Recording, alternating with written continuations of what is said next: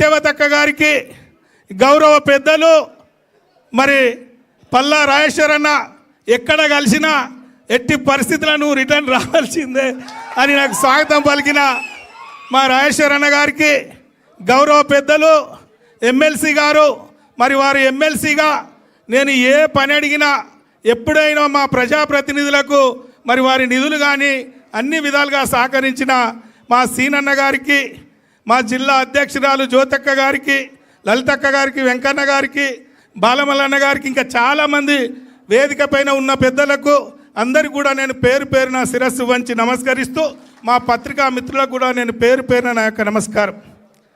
చాలామంది పత్రికల మిత్రులకు లేదా ఇతరత్ర నాయకులకు కొన్ని అనుమానాలుండే.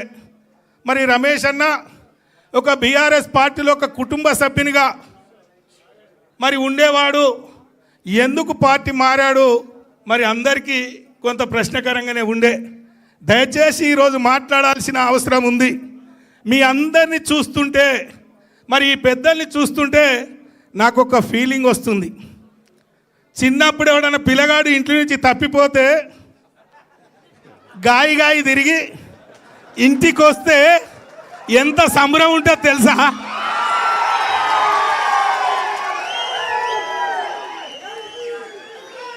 అవి ఒక అట్లున్నది.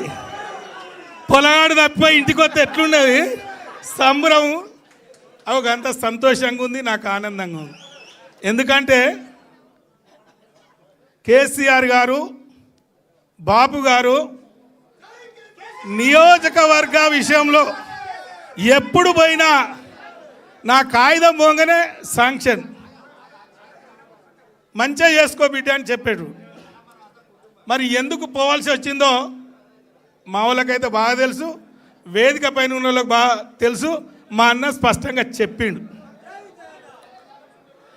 వరంగల్ జిల్లాలో అనేక మంది మీద బురద చల్లి రాజకీయంగా ఎదగకుండా చేసిన మహానుభావుడు కడియం శ్రీహరి గారు.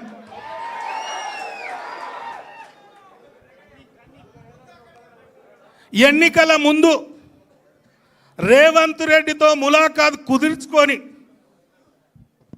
మొన్న జరిగిన ఎన్నికల్లో నా ఓటమితో పాటు వరంగల్ జిల్లాలో అనేక మంది ఓటమి కోసం కాంగ్రెస్తో ములాఖాత్ అయి కొవర్ట్గా పనిచేసి ఒక టీమును తయారు చేసి మరి ఏ విధంగా మోసం చేసిండో, ఆ ఫలితాలు ఏ విధంగా వచ్చినో మీ అందరికీ తెలుసు. మరి ఇలాంటి దుర్మార్గులు ఉన్న పరిస్థితిలో పార్లమెంటు ఎన్నిక సందర్భంగా మేము ఒక నాయకుని శిక్షణతో ఒక క్రమశిక్షణంగా పనిచేసి రాజకీయాల్లో, గ్రామాల్లో ప్రజల అభిమానాలు, కార్యకర్తల అభిమానాలు, నాయకుల అభిమానాలను మేము కొనియాడినాం, పొందినాం. అలాంటి వాళ్ళ మీద బురద జల్లి 1,00,000 మెజార్టీ ఎట్లా ఓడిపోయిండు, ఏం జరిగింది అని పెద్దలకు చెప్పి ఏదో చేసి తన సొంత బిడ్డ కోసం మరి టికెట్ ఆశించి ఆయన వేసుకున్న ప్లాన్, ఎన్నికల ముందు రేవంత్ రెడ్డి గారితో ఏదైతే కుదుర్చుకున్నాడో అది పూర్తి చేసుకొని ఆ పని అయినాక మళ్ళీ తిరిగి మరి ఆ పార్టీలో చేరిన పరిస్థితి మీ కళ్ళ ముందు ఉంది. మరి అలాంటి వాడున్న పరిస్థితిలో, అలాంటి కఠినాత్ములు ఉన్న పరిస్థితిలో మరి నా రాజకీయ భవిష్యత్తుకే ఒక చుక్కెదురు ఉన్నది. మరి పెద్ద సారు మా బాపు గారు, ఈ రాష్ట్ర ముఖ్యమంత్రి గారు ఒక చక్కటి అవకాశం నాకు కల్పించే కార్యక్రమాన్ని కూడా కొల్లగొట్టిండు. మరి ఈరోజు ఇంతమంది మీద బురద చల్లుకుంటూ తన స్వార్థం కోసం, తన కుటుంబం కోసం మరి ఈరోజు ఏ కార్యక్రమాలు జరిగినాయో మరి ఇలాంటి పరిస్థితుల్లో నేను బయటికి పోవాల్సి వచ్చింది. విధి లేని పరిస్థితుల్లో మరి మొన్న పార్లమెంట్లో నేను భారతీయ జనతా పార్టీలో పోటీ చేయడం జరిగింది, మీ అందరికీ తెలుసు. ఒక్క మాట కూడా బీఆర్ఎస్ పార్టీ పైన కానీ, కేసీఆర్ గారిని కానీ, ఇతరత్ర నాయకులను కానీ ఏ రోజు కూడా నేను ఒక్క మాట కూడా నేను మాట్లాడలే. ఎందుకంటే నా గుండెలో ఉంది, కేసీఆర్ గారు ఏం చేశారు, ఏ విధమైన కార్యక్రమాలు చేశారు నా గుండెలో ఉంది. మరి అలాంటి పాపాత్ములు బయటికి పోయింది కాబట్టే, అలాంటి దుర్మార్గులు బయటికి పోయింది కాబట్టే తిరిగి నా సొంత ఇంటికి చేరాలి, మా బాపు ఆశీర్వాదం తీసుకోవాలి, జరిగిన తప్పులు మరి చెప్పుకొని మరి సొంత ఇంటికి రావాలని ఈరోజు నిర్ణయం తీసుకోవడం జరిగింది. ఈరోజు మరి అలాంటి పాపాత్ములు పోయిన ఈ భవనంలో పాలాభిషేకం చేసి ఇది పుణ్యతం చేసిండ్రు.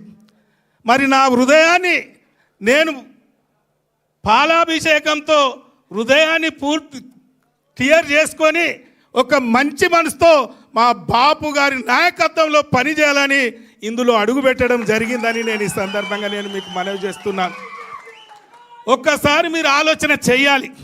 ఈరోజు కేసీఆర్ గారు ప్రభుత్వం పోయిన తర్వాత, బీఆర్ఎస్ ప్రభుత్వం పోయిన తర్వాత, కేసీఆర్ గారి ముఖ్యమంత్రిగా పక్కకు జరిగిన తర్వాత 2 సంవత్సరాల్లో ఈ రాష్ట్ర ప్రజలు ఏ విధమైన ఇబ్బందులు పడుతున్నారో మీరు గమనిస్తున్నారు. అది రైతులు కావచ్చు, కార్మికులు కావచ్చు, కర్షకులు కావచ్చు, విద్యుత్ కావచ్చు, లేదా ఇతరత్ర ఏ రంగంలోనైనా ఈరోజు 2 సంవత్సరాల్లో ఆగమాగం అడివి. ఈ రాష్ట్రంలో సంపద పెంచి ఎస్సీ, ఎస్టీ, బీసీ, మైనార్టీ వర్గాలను కాపాడుకొని అందరి ముఖంలో సంతోషాన్ని చూసిన మహానుభావుడు కేసీఆర్ గారు. మరి ఆ రోజు కేసీఆర్ గారిని ఈరోజు గుర్తు చేసుకుంటున్నారు. అందుకే ప్రజలు ఎప్పుడు ఎన్నికలు వస్తాయి మళ్ళీ కేసీఆర్ గారిని ముఖ్యమంత్రి చేసుకోవాలనే ఆలోచనలో ఉన్నారు. ఎంత తొందరగా వస్తే బాగుండు అని. మరి ఈరోజు అదే పద్ధతిలో కొందరి దుర్మార్గుల వల్ల పార్టీ వీడిన వారు కూడా ఎప్పుడు మళ్ళీ కేసీఆర్ గారి దగ్గరికి పోతే బాగుండు, మళ్ళీ కేసీఆర్ గారి ఆశీర్వాదం తీసుకుంటే బాగుండు అనే మంది కూడా చాలామంది చూస్తున్నారు. ఎన్ని మోసాలు, ఎన్ని వాగ్దానాలు, ఎన్ని హామీలు ఇచ్చారో మీకు తెలుసు. ముఖ్యంగా మనందరం కూడా ఉన్నాం. మన ఉద్యమకారుల్ని కూడా బుట్టలో వేసుకొని మేము అధికారంలోకి వస్తే ఉద్యమకారులకు ఇది చేస్తాం, అది చేస్తామన్నారు. ఏమన్నా చేసిందా? ఈరోజు ఉద్యమకారులు మరి అందరూ కూడా మనం గుండె మీద చేసుకొని ఆలోచన చేయాలి. మాయ మాటలు చెప్పి మరి ఈ ప్రభుత్వాన్ని మార్పు కోరుకొని కేసీఆర్ గారిని గద్దె దించిన తర్వాత అన్ని వర్గాలతో పాటు ఉద్యమకారులను కూడా ఏం చేసిండో దయచేసి ఆలోచన చేసుకోవాలని ఈ సందర్భంగా నేను మీకు మనవి చేస్తున్నాను. ఏది ఏమైనా ఈరోజు వర్ధన్నపేట నియోజకవర్గ అభివృద్ధి కోసం ఆ రోజు నేను ఏ విధంగా కష్టపడ్డానో వాళ్ళ ఆశీర్వాదంతో 2 పర్యాయాలు బ్రహ్మాండమైన మెజార్టీతో నేను ఏ విధంగా గెలిచానో మరి రేపు రాబోయే మున్సిపల్ ఎన్నికలు కావచ్చు, ఏ ఎన్నికైనా ఖచ్చితంగా భుజాన పైన వేసుకొని మరి నా బాధ్యత కూడా తీసుకుంటానని కూడా ఈ సందర్భంగా నేను మీకు మనవి చేసుకుంటాను. నాకు ఒక బాధ ఉండే, నా కోసము 3 పర్యాయాలు పనిచేశారు కార్యకర్తలు. లోకల్ బాడీస్ ఎన్నికల్లో కూడా ప్రతి కార్యకర్త కష్టపడ్డాడు. ఈ లోకల్ బాడీస్ ఎన్నికల్లో మా కార్యకర్తకు ఆపోజిట్గా ప్రచారం చేయాలంటే నా గుండెలో బాధ. కేసీఆర్ గారు పెంచిన ఈ బిడ్డ మరి అలాంటి తప్పు చేయొద్దు అని నేను ఈరోజు మరి బీఆర్ఎస్ పార్టీలో చేరి కష్టపడ్డ కార్యకర్తకు అవకాశం వస్తే గెలిపించుకునే బాధ్యత తీసుకుంటానని కూడా ఈ సందర్భంగా నేను మీకు మనవి చేసుకుంటూ, మీ అందరికీ తెలుసు 2013 నుండి మొన్నటి వరకు ఏ ఎన్నిక వచ్చినా బ్రహ్మాండమైన మెజార్టీతో గులాబీ జెండాను మనం ఆ రోజు ఎగురవేసినాం. అదేవిధంగా ఈరోజు తప్పకుండా చేస్తాం. దానికి తోడు మా అన్నగారు కూడా మాకు అన్ని విధాలుగా అండగా ఉన్నారు. తప్పకుండా ముందుకు పోదామని కూడా ఈ సందర్భంగా నేను మనవి చేస్తూ, మరొక్కసారి నా కోసం కదిలి వచ్చిన పార్టీ శ్రేణులందరికీ, నాయకులకు, మరి వివిధ కార్యకర్తలు కూడా నేను శిరస్సు వంచి నమస్కరిస్తూ సెలవు తీసుకుంటున్నా. జై హింద్, జై తెలంగాణ, జై కేసీఆర్, జై తెలంగాణ. ఇప్పుడు ఈ సమావేశాన్ని ఉద్దేశించి గౌరవ పెద్దలు సిద్దిపేట శాసనసభ్యులు మన ఎల్పీ డిప్యూటీ లీడర్ హరీష్ అన్న గారు మాట్లాడాల్సిందిగా విజ్ఞప్తి చేస్తాం. జై తెలంగాణ, జై తెలంగాణ, కేసీఆర్ గారి నాయకత్వం. సభాధ్యక్షత వహిస్తున్న మిత్రులు నాగూర్ల వెంకన్న గారు,